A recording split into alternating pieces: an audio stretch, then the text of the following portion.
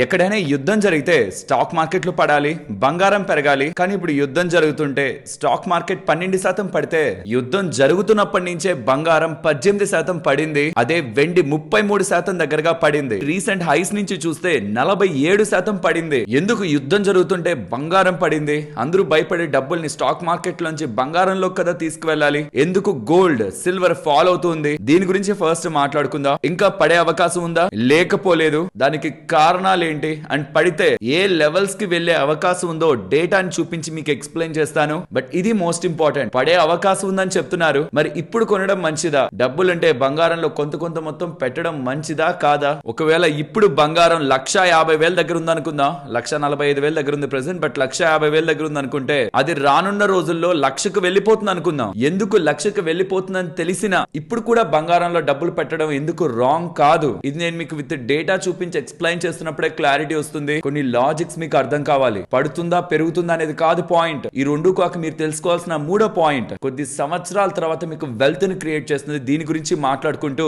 Latest గా వస్తున్న developments తో నిఫ్టీ 300 పాయింట్ల దగ్గరగా పడి రేపు నెగిటివ్ లో ఓపెన్ అవుతుందని ఉంది. దీనికి కారణాలు ఏంటి? అండ్ ఇది హైలైట్. ట్రంప్ ఏమో ఇరాన్ కి వార్నింగ్ ఇస్తున్నారు. నెక్స్ట్ 48 అవర్స్ లో అంటే నెక్స్ట్ 2 డేస్ లో కానీ స్ట్రైట్ ఆఫ్ హార్మోజ్ ని ఫ్రీ చేయకపోతే ఇరాన్ కి సంబంధించిన పవర్ ప్లాంట్లని పేల్ చేస్తాను. ఫస్ట్ అయితే చాలా పెద్ద పవర్ ప్లాంట్ తోనే స్టార్ట్ చేస్తానని వార్నింగ్ ఇస్తే ఇరాన్ వాళ్ళు అవునా టచ్ చేయండి అయితే అలా చేస్తే గల్ఫ్ కంట్రీస్ లో, ఆ మిడిల్ ఈస్టర్న్ కంట్రీస్ లో ఉంటున్న ఎనర్జీ వాటిపైన, ఇన్ఫర్మేషన్ టెక్నాలజీ వాటిపైన, main important water desalination infrastructure పైన దాడి చేస్తామనేలా అమెరికాకు వార్నింగ్ ఇరాన్ వాళ్ళు ఇచ్చారు. ఇక్కడ నేను హైలైట్ చేసి చెప్పాలనుకుంటున్నది అందులో వాటర్ డీసాలినేషన్ ఫెసిలిటీస్ అన్నారా, అది కీగా మనం అండర్లైన్ చేయాలి. ఎందుకంటే కువైట్ కి 90% వాళ్ళు ప్రజలు తాగే దాంట్లో 90% డ్రింకింగ్ వాటర్ అక్కడి నుంచే వస్తుంది. ఖతార్ కి 99% వస్తుంది.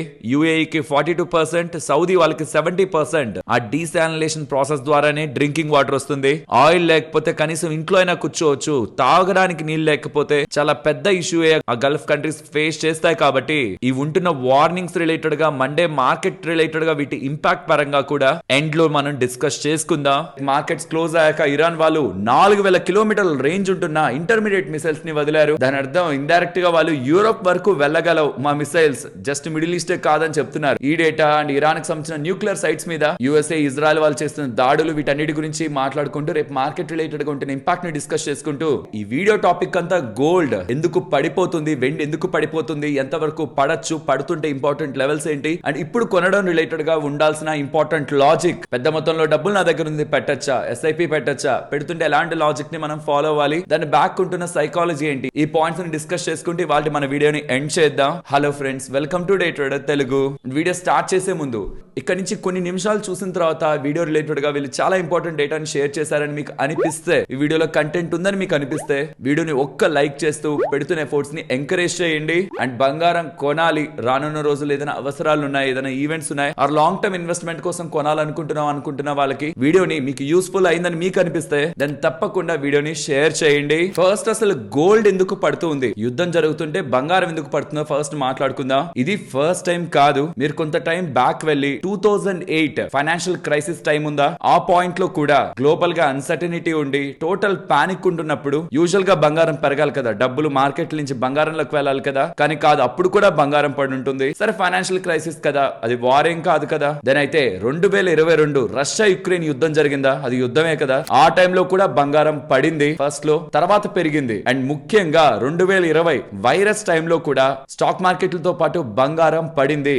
దీనికి ముఖ్యమైన కారణం మార్జిన్ కాల్స్ ట్రిగ్గర్ అవ్వడం. కొత్తగా వచ్చిన వాళ్ళకి సింపుల్ గా ఎక్స్ప్లెయిన్ చేస్తాను, ఒకసారి ఆలోచించండి నేను చెప్పేది. మీరు రియల్ ఎస్టేట్ లో డబ్బులు పెట్టారు, స్టాక్ మార్కెట్ లో డబ్బులు పెట్టారు, గోల్డ్ లో డబ్బులు పెట్టారు. ఏదైనా ఒక సటన్ ఈవెంట్ జరిగి రియల్ ఎస్టేట్ అలానే ఉంది, స్టాక్ మార్కెట్ భారీగా పతనం అయిపోయింది, కానీ మీరు పెట్టిన బంగారం ఇన్వెస్ట్మెంట్ మాత్రం డబుల్ అయిపోయింది అనుకోండి. మీకు ఇక్కడ ఈ స్టాక్ మార్కెట్ లో పెట్టిన ఇన్వెస్ట్మెంట్ రిలేటెడ్ గా ఆపర్చునిటీ కనిపిస్తుందా? సో అందులో డబ్బులు పెట్టాలంటే రియల్ ఎస్టేట్ ని మీరు అమ్మడానికి చూడరు, ఏదైతే ఎక్కువ లాభం వచ్చిందో దాన్ని అమ్మడానికి చూస్తారు. ఇది నార్మల్ కేసులో. కానీ ఇంకొన్ని కేసుల్లో ఎలా ఉంటుందంటే పొజిషన్స్ తీసుకుంటారు, పెరుగుతుందనా తగ్గుతుందనా, ఇలా జరుగుతుంది అలా జరుగుతుందని చెప్పి కొంచెం లీవరేజ్ తో పొజిషన్స్ తీసుకుంటారు.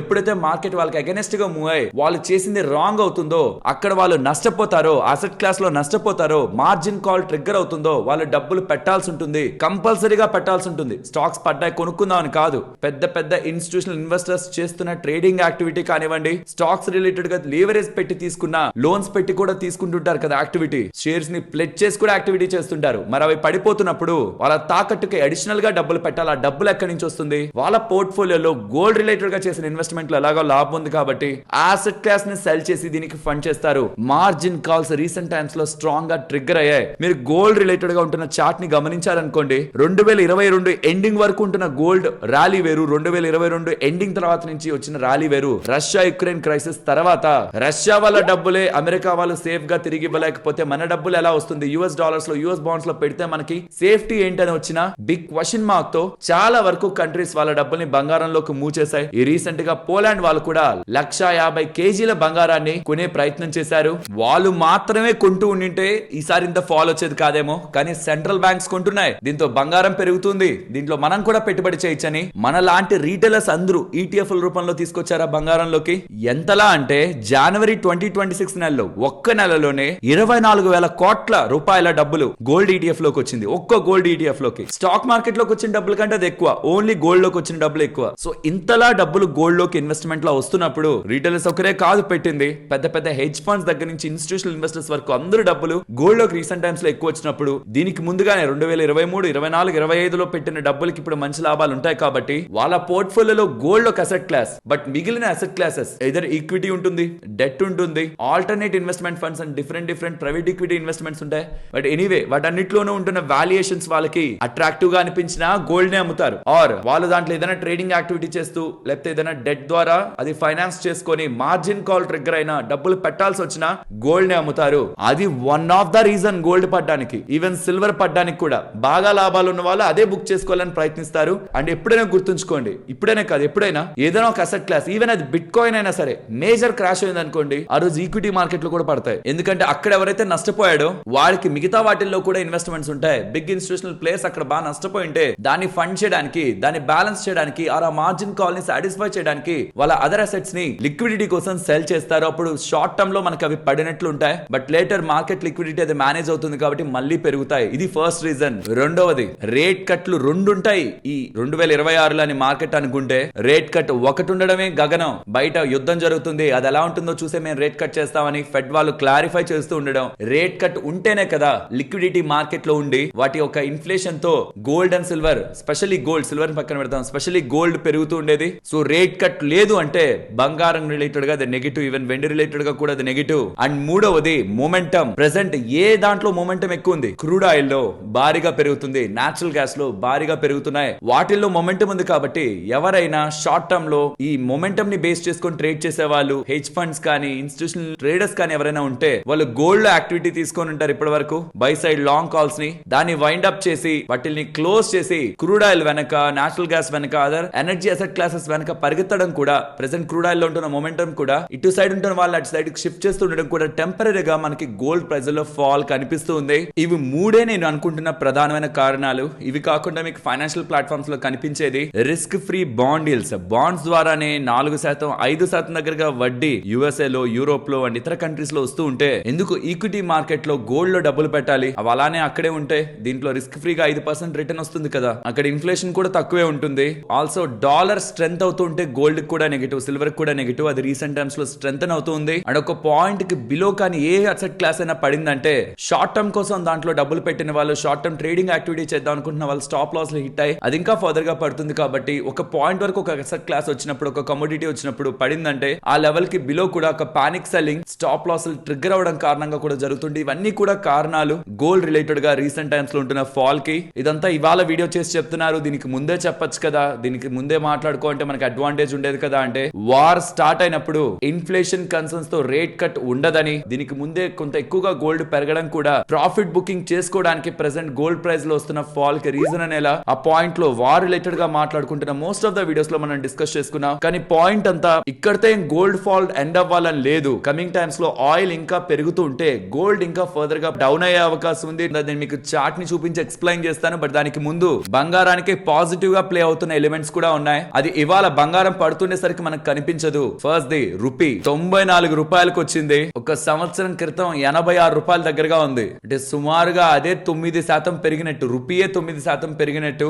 గోల్డ్ ఇంటర్నేషనల్ గా అదే ధరలో ఉన్నా జస్ట్ మన రూపీ వీక్ అవడం వల్లే 9% అయినా బంగారం మనకి లాస్ట్ సంవత్సరంలో పెరుగుండాలి. కానీ రీసెంట్ టైమ్స్ లో బంగారం దగ్గర ఇంటర్నేషనల్ గా కూడా పడుతూ ఉండడం, రూపీ ఇక్కడ మనకి వీక్ అవుతున్నది గోల్డ్ ప్రైస్ లో రిఫ్లెక్ట్ అవ్వట్లేదు. లేకపోతే ఇది సూపర్ పాజిటివ్ గోల్డ్ కి. రెండవది అన్సర్టనిటీ. 2022 రష్యా యుక్రెయిన్ వార్ అప్పుడు కూడా మనకి బంగారం ఇమీడియట్ గా పెరగలేదు. మార్జిన్ కాల్స్ వల్ల అసెట్ క్లాసెస్, ఇతర అసెట్ క్లాసెస్ లో ఉంటున్న పానిక్ వల్ల వెంటనే గోల్డ్ ని సెల్ చేస్తారు ఇమీడియట్ గా. బట్ లేటర్ ఎప్పుడైతే ఆ ఇష్యూ సెటిల్ అవుతుందో రష్యా యుక్రెయిన్ రిలేటెడ్ గా, ఇక మేజర్ వార్ ఉండదు, యుద్ధం జరుగుతూనే ఉంటుంది.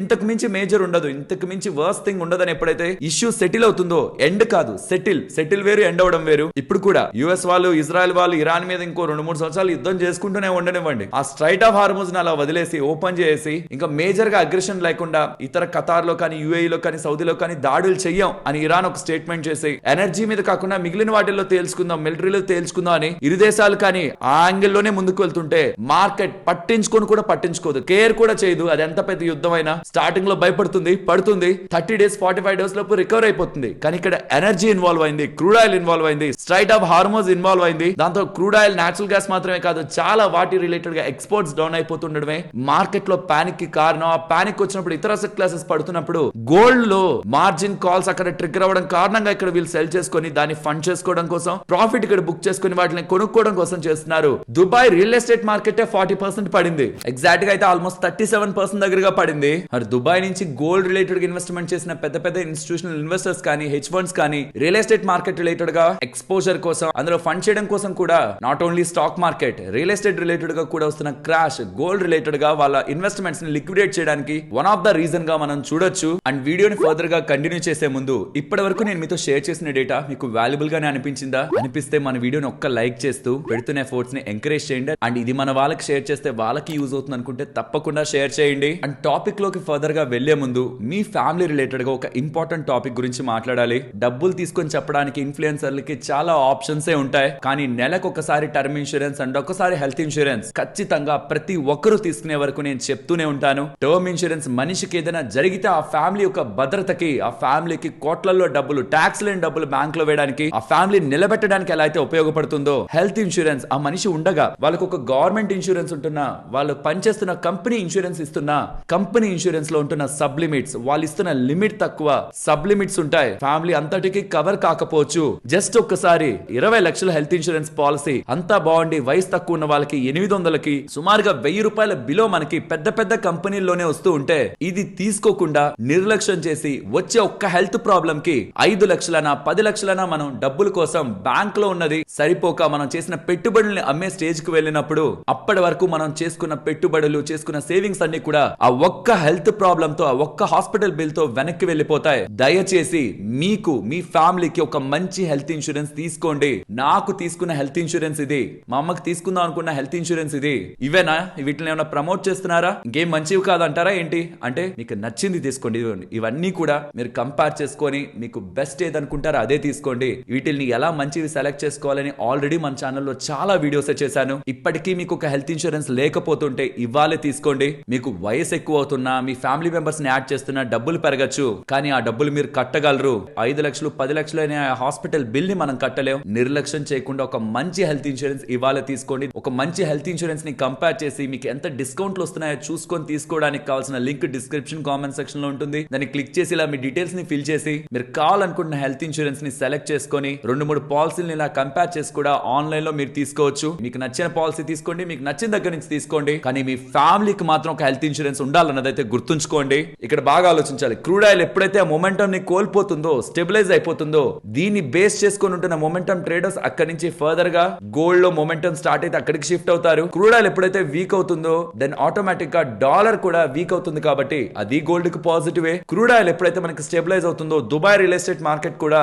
క్రూడ్ ఆయిల్ సెటిల్ అయ్యేదే ఈ ఇష్యూ, ఇరాన్ ఇష్యూ సెటిల్ అవుతున్నప్పుడు ఆటోమేటిక్ గా అక్కడ కూడా రియల్ ఎస్టేట్ మార్కెట్ రిలేటెడ్ గా, అదర్ అసెట్ క్లాసెస్ రిలేటెడ్ గా, ఈక్విటీ రిలేటెడ్ గా కూడా స్టెబిలైజేషన్ వచ్చి పెరగడం స్టార్ట్ అవుతాయి. కాబట్టి margin calls or funding related గా లిక్విడిటీ ప్రెషర్ మనకి గోల్డ్ రిలేటెడ్ గా తగ్గుతుంది. ఒక్క క్రూడ్ ఆయిల్, అండ్ అది క్రూడ్ ఆయిల్ లింక్ అవుతున్నది ఇరాన్ రిలేటెడ్ గా ఇష్యూ. అది ఎప్పుడైతే ఎప్పుడైతే స్టెబిలైజ్ అవుతుందో మన రూపీ ఈ రీసెంట్ టైమ్స్ లో బాగా వీక్ అయిందా, అప్పుడు స్ట్రాంగ్ అవుతుంది, సడన్ గా స్ట్రాంగ్ అవుతుంది. కానీ మళ్ళీ గతంలో ఉన్న లెవెల్స్ కి వెళ్తుందా, అది మేజర్ క్వశ్చన్. అది గోల్డ్ కి పాజిటివ్. అండ్ అన్సర్టనిటీ ఏదైతే జరిగిందో దీంతో డబ్బుల్ని యుఎస్ ఉంటున్న ఎకానమీ కండిషన్ వర్స్ట్ గా ఉంది. అండ్ ఇప్పుడు ఈ వార్ తో ఇంకా వర్స్ అయ్యే అవకాశం ఉంది. దాంట్లో డాలర్లు నమ్మి మొత్తం సిచ్యువేషన్ బాగున్నప్పుడు పెట్టే అవకాశం ఉంటుందా, మళ్ళీ డబ్బులు డాలర్లకు వెళ్లే అవకాశం ఉంటుందా, ఆర్ గోల్డ్ రిలేటెడ్ గానే సెంట్రల్ బ్యాంక్స్ వాళ్ళ ఫండింగ్ ని ఆర్ వాళ్ళ మనీని డబ్బుల్ని పెట్టుకుంటూ వెళ్తాయా? ఇప్పటి వరకైతే గోల్డ్ నే సెంట్రల్ బ్యాంక్స్ ఎక్కువగా ఆసక్తి చూపించాయి. యుఎస్ ట్రెజరీ కాదు, యుఎస్ డాలర్స్ కాదు. అది ఆ ఇష్యూ సెటిల్ అవుతున్నప్పుడు మళ్ళీ ఆ ట్రెండ్ మనకి కనిపిస్తుంది. ఇది గోల్డ్ రిలేటెడ్ గా పాజిటివ్ సైడ్, బ్రైట్ సైడ్ చూడాల్సిన అంశాలు. మరి బంగారం ఎప్పుడు స్టెబిలైజ్ అయ్యే అవకాశం ఉంది? ఇప్పుడైతే పడుతుంది, నాకు తెలిసి మండే కూడా పడుతుంది. ఎందుకంటే ఇరాన్ వాళ్ళు మిసైల్స్ తో దాడి చేస్తున్నారు యూకే బేసుల పై, యుఎస్ బేసుల పై, అండ్ వాళ్ళ న్యూక్లియర్ స్థావరాలపై కూడా యుఎస్ ఇజ్రాయెల్ వాళ్ళు చేస్తున్నారు. సో ఆటోమేటిక్ గా గోల్డ్ రిలేటెడ్ గా సెల్లింగ్ ప్రెషర్ ఉంటుంది. బికాస్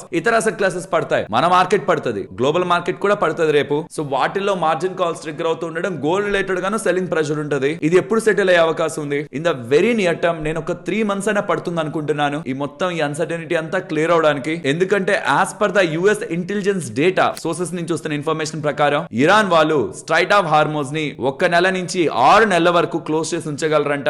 6 నెలలు క్లోజ్ చేసి ఉంచడం ఏ ఒక్క కంట్రీకి కూడా మంచిది కాదు. ఏషియన్ కాదు, మొత్తం యూరోప్, యుఎస్ ఏ కంట్రీకి మంచిది కాదు. ఆల్రెడీ 1 నెల దగ్గరగా అయిపోతుంది. మహా అయితే ఇంకొక 3 నెలలు వాళ్ళు పెయిన్ పాయింట్ ని క్రియేట్ చేయగలరేమో అనుకుంటున్నాను. అదే నాకు తెలిసి నేను ఎక్స్పెక్ట్ చేసిన వర్స్ట్ డిజాస్టర్. ఇంకంతకు మించి కూడా చేద్దాం అనుకుంటే, ఆ 6 నెలల పాటు చేద్దాం అనుకుంటే మాత్రం ఈ లోపే ఇతర నేషన్స్ అన్ని ముందుకొచ్చి ఇరాన్ రిలేటెడ్ గా ప్రెషర్ పెట్టే ప్రయత్నం చేస్తాయి. Max 6 months. బట్ ఈ లోపే చాలా కంట్రీస్ ఎనర్జీ షాక్ తో ఇంపాక్ట్ అవుతాయి కాబట్టి అంతవరకు వెళ్ళలేరేమో అనేది నా అభిప్రాయం. ఇంకొక 3 నెలల్లో ఈ మొత్తం సినారియో స్టెబిలైజ్ అయ్యి గోల్డ్ రిలేటెడ్ గా కూడా స్టెబిలైజేషన్ వస్తుందని అయితే నేను ఎక్స్పెక్ట్ చేస్తున్నాను. అండ్ గుర్తుంచుకోండి, ఈ లోపు క్రూడ్ ఆయిల్ దారుణంగా పెరిగితే ఇప్పటి వరకు $120 per barrel వరకు వెళ్ళి ఆగిపోయింది. 130, 140, 150 అలా. కానీ ఇంకా పెరుగుతూ పెరుగుతూ వెళ్ళి $200 per barrel కి పంపించేస్తామని ఇరాన్ మిలిటరీ వాళ్ళు చెప్పారు కదా. నిజంగా అలా వెళ్తే మాత్రం గోల్డే కాదు, స్టాక్ మార్కెటే కాదు, మిగతా ఏ అసెట్ క్లాస్ అయినా, ఆ ఎనర్జీ మార్కెట్ తప్పించి, క్రూడ్ ఆయిల్, నేచురల్ గ్యాస్ ఇవి తప్పించి మిగిలిన ఏదైనా సరే డీప్ పెయిన్ ని చూస్తాయి షార్ట్ టర్మ్ లో. కానీ గుర్తుంచుకోండి,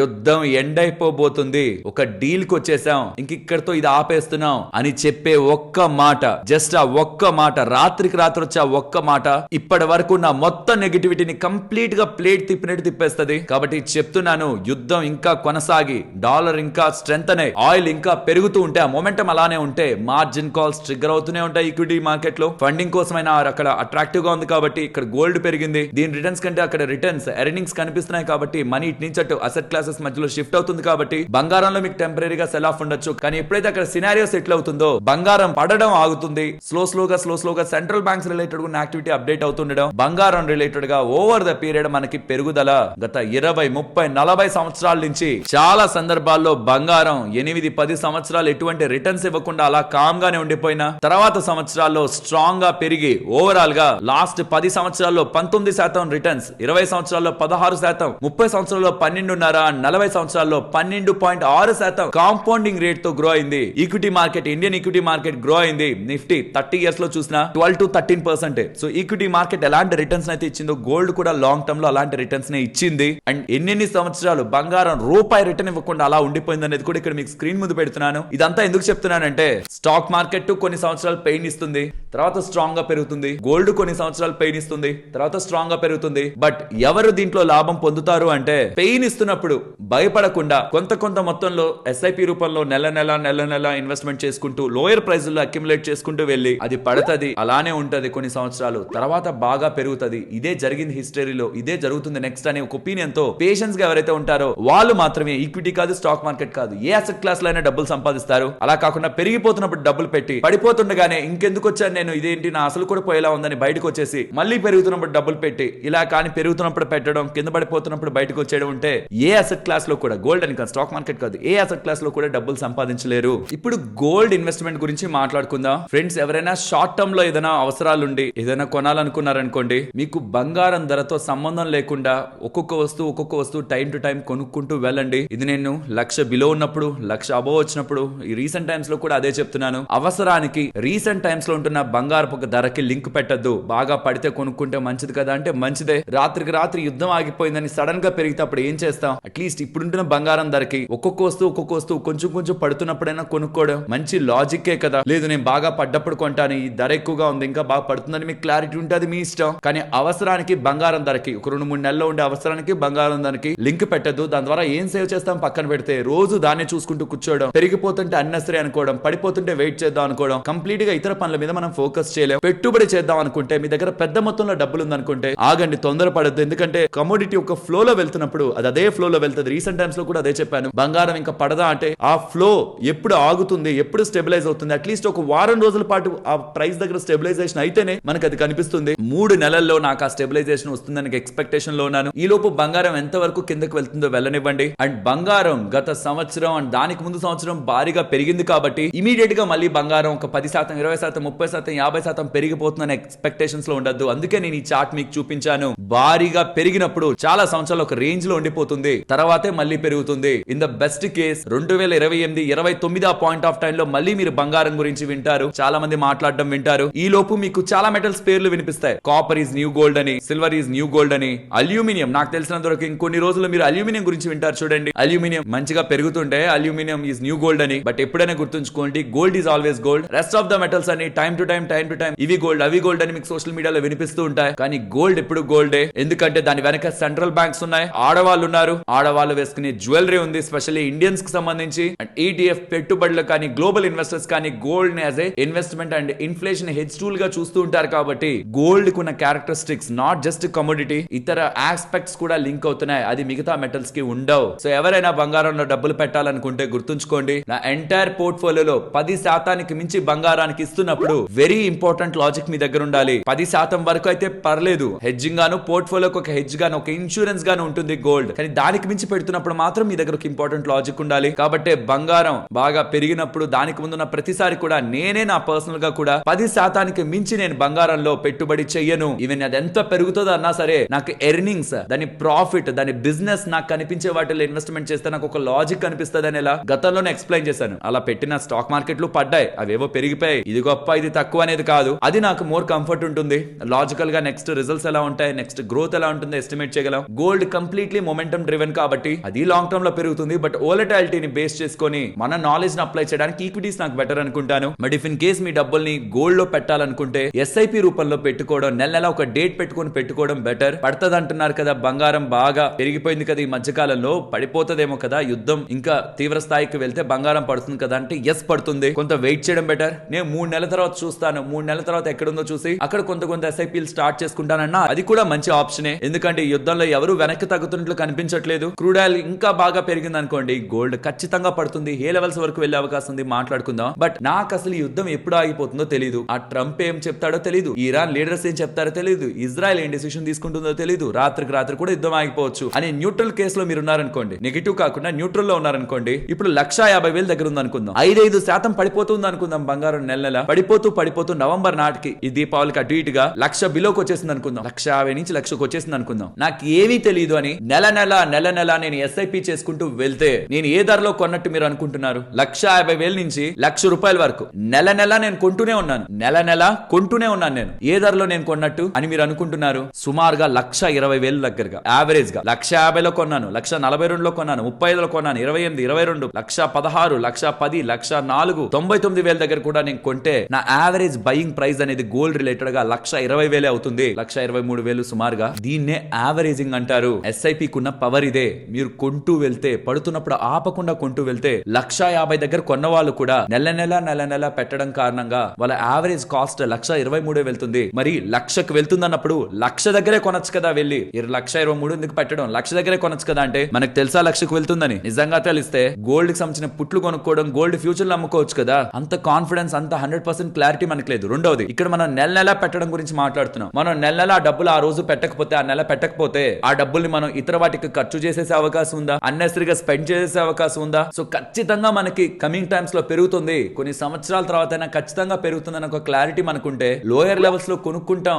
నెల మళ్ళీ కొంటాంలే అని క్లారిటీ ఉంటే, ఎప్పుడు పెరుగుతుందో అప్పుడు పెరగని అనుకుంటే, దెన్ ఆల్వేస్ తగ్గిపోతున్నప్పుడు కొండమే కదా లాజిక్. సడన్ గా పెరిగిపోతే, ఓవర్ నైట్ లో పెరిగిపోతే, యుద్ధం ఆగిపోతుందని వచ్చే అప్డేట్ తో పెరిగిపోతే అప్పుడు ఏం చేస్తాం? కాబట్టి ఏ ధరలో ఉంటున్నా అది లాంగ్ టర్మ్ లో పెరుగుతుంది అనుకుంటే నెల నెల కొంత మొత్తంలో డబ్బులు మనం పెడితే ఇంకా అది తక్కువ ధరలో మనం కొన్నట్టే. లంసమ్ లో డబ్బులుంటే, మళ్ళీ చెప్తున్నాను, బంగారంలో ఇమీడియట్ గా పెద్ద మొత్తంలో డబ్బులు పెట్టద్దు. మొమెంటం డౌన్ సైడ్ కే ఉంది. పాజిటివ్ సైన్స్ మనకి వార్ రిలేటెడ్ ఏదైనా కనిపిస్తేనే బంగారం బంగారం రిలేటెడ్ గా ఇమీడియట్ పుల్ ఆఫ్ మీకు ఉంటుంది, కానీ వార్ రిలేటెడ్ గా అన్సర్టనిటీ పెరిగి క్రూడ్ ఆయిల్ ఇంకా బాగా పెరిగితే మాత్రం గోల్డ్ సిల్వర్ ఇంకా మనకి డౌన్ సైడ్ కి వస్తాయి. ఏ లెవెల్స్ కి వెళ్లే అవకాశం ఉంది? గోల్డ్ ఎప్పుడు ఇంటర్నేషనల్ గా ఉన్న ప్రైస్ ని ఆధారంగా చేసుకునే ఉంటుంది, అది ఔన్సెస్ లో ట్రేడ్ అవుతుంది. దాంట్లో ఉంటున్న లెవెల్స్ ని మన ఇండియన్ లెవెల్స్ కి ఇద్దరికి మ్యాచ్ చేసి చూసినప్పుడు ఇక్కడ నుంచి ఫర్దర్ గా ఇప్పుడున్న లెవెల్స్ నుంచి ఫాల్ అయితే 1,27,000 నుంచి 1,30,000 దగ్గర ఇమీడియట్ గా నాకు ఇంపార్టెంట్ సపోర్ట్ అయితే కనిపిస్తుంది. సో ప్రెసెంట్ ఉన్న మొమెంటం చూడండి, రీసెంట్ టైమ్స్ అంతా ఈ red candles, strong red candles, ఎక్కడ బయర్స్ ఒక కాన్ఫిడెన్స్ ఆ స్ట్రెంత్ కనిపించట్లేదు. కాబట్టి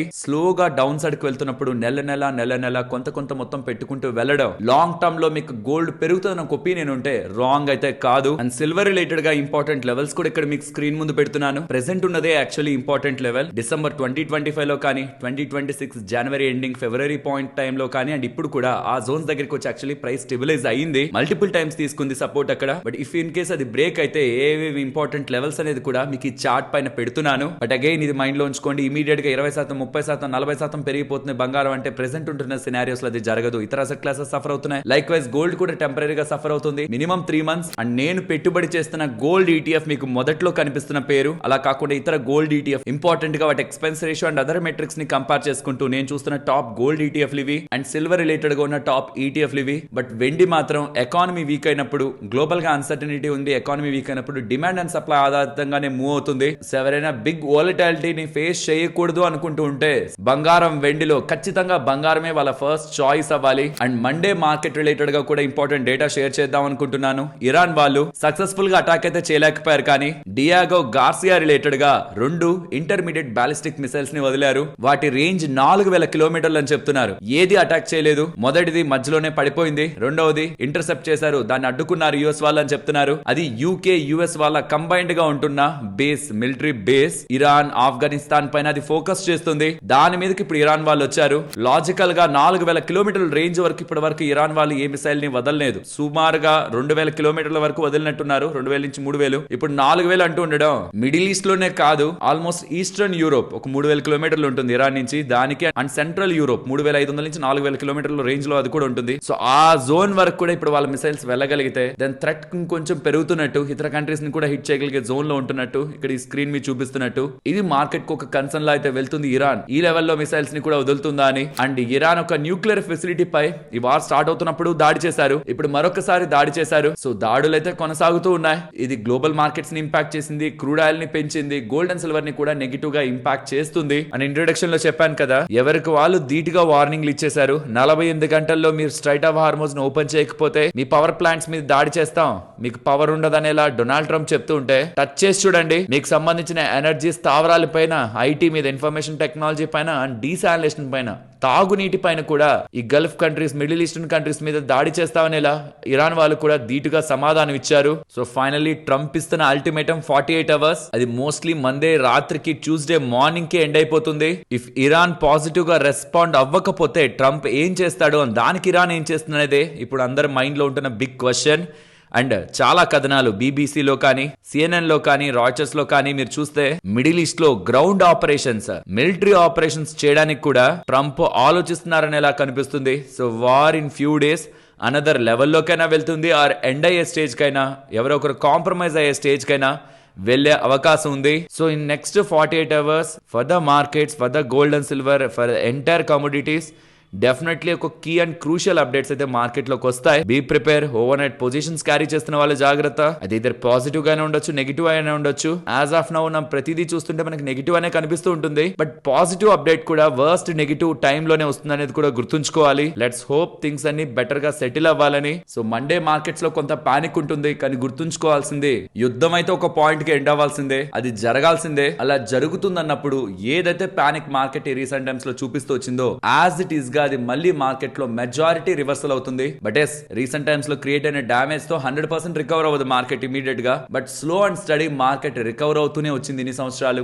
గోల్డ్ ఇది అదే పరిస్థితే. సో స్టాక్ మార్కెట్ బంగారంలో పెట్టుబడులు పెట్టిన వాళ్ళు కంగారు పడద్దు. సో వార్ ఒక ఇంటెన్సిటీ పెరుగుతుందని ఒక సూచనలే ఉన్నాయి, కాబట్టి వర్స్ట్ కి ప్రిపేర్డ్ గా ఉండి లాంగ్ టర్మ్ లో రికవర్ అవుతుంది. అన్నెసరీగా ఫోకస్ చేయాల్సిన నీడ్ లేదు. నేను అమ్మితేనే లాస్, అప్పటి వరకు అసెట్ ఒక వాల్యూ తగ్గినట్టే. వాల్యూ తగ్గడం వేరు, లాస్ రావడం వేరు. లాస్ మీరు అమ్మినప్పుడే వస్తుంది, వాల్యూ వాల్యూ అంటే బయట రియల్ ఎస్టేట్ ధరలు పెరుగుతుంటాయి తగ్గుతుంటాయి, గోల్డ్ ఒక ధరలు పెరుగుతుంటాయి తగ్గుతుంటాయి. బట్ బికాస్ ఇవి స్టాక్ మార్కెట్ ఆర్ ఈటీఎఫ్ లో పెట్టుబడులు వెంటనే అమ్మడం కొనడం అవి చేయగలం కాబట్టి, రోజు పెరగడం తగ్గడం చూస్తాం కాబట్టి పానిక్ అవుతూ ఉంటాం. వాల్యూ తగ్గుతుంది పెరుగుతుంది, అది షార్ట్ టర్మ్ లో. లాంగ్ టర్మ్ లో అసెట్ అప్రిషియేట్ అవుతున్నప్పుడు అసెట్ ఒక వాల్యూ క్రియేషన్ లో వెల్త్ క్రియేట్ అవుతుంది. ఇది ఇన్వెస్టర్స్ గుర్తుంచుకోవాలి. టెంపరీగా ఉంటున్న ఈ పానిక్ సినారియోస్ కి కంగారు పడి ఎటువంటి రాంగ్ డెసిషన్ తీసుకోవద్దు. డబ్బులు ఉంటే వెంటనే కూడా పెద్ద మొత్తంలో పెట్టద్దు, ఎందుకంటే యుద్ధం ఎంత వరకు వెళ్తుందో మనకు తెలియదు కాబట్టి నెల నెల ఈక్విటీ అయినా గోల్డ్ అయినా ప్రెసెంట్ ఉన్న సినారియోస్ లో ఎస్ఐపి రూపంలో వెళ్ళడమే మంచిది. అండ్ వీడియో క్లోజ్ చేసే ముందు మీకు గవర్నమెంట్ ఇన్సూరెన్స్ ఉంటున్నా ప్రైవేట్ ఇన్సూరెన్స్ ఉంటున్నా వర్స్ట్ సిచ్యువేషన్స్ లో స్పెషల్లీ మనకు ఒక జాబ్ వదిలి ఇంకో జాబ్ కి వెళ్తున్నప్పుడు